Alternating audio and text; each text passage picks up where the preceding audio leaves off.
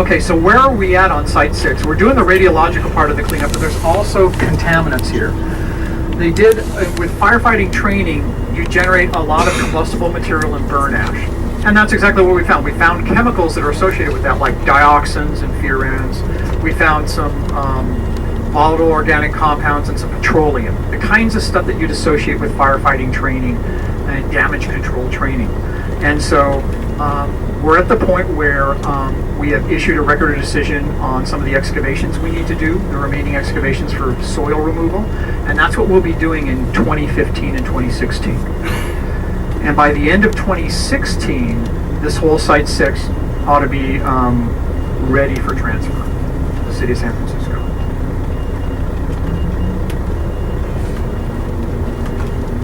Okay, so good job, Darius. You're almost there.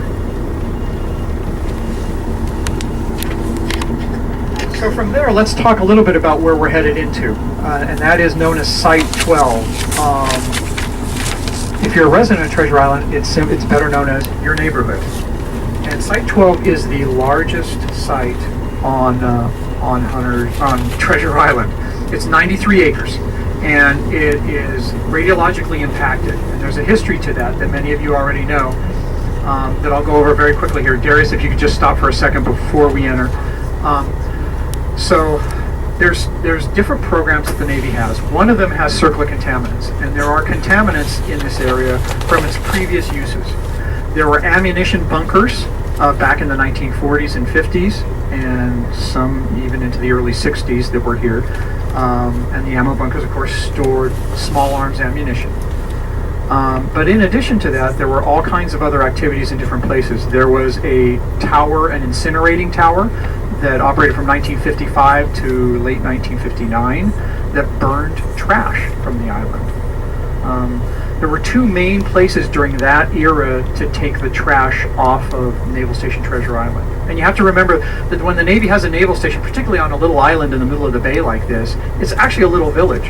So it had all kinds of things that would make up a little village. And they generated a lot of waste like any village would. So there was a landfill on Yerba Buena Island, a proper landfill there. And there were solid waste disposal areas along the perimeter, the northernmost perimeter of the island.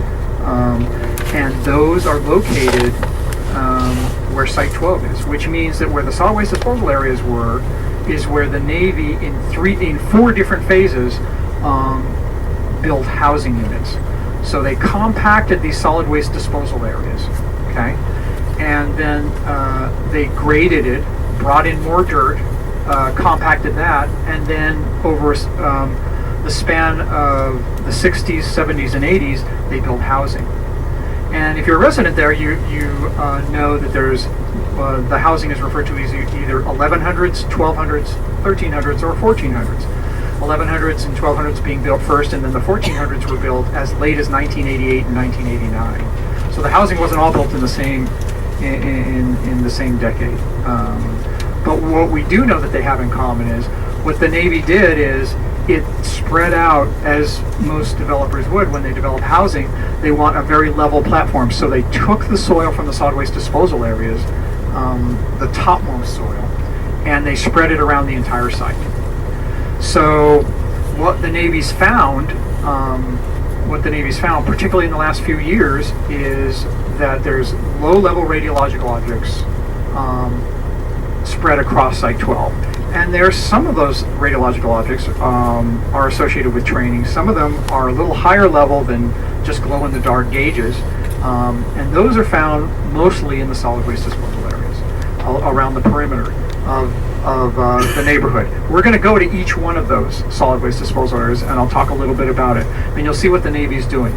But the process is really clear, what we have to do. We are going to remove all of the solid waste in the disposal area, and then we're going to get what's called in the environmental cleanup business as free release.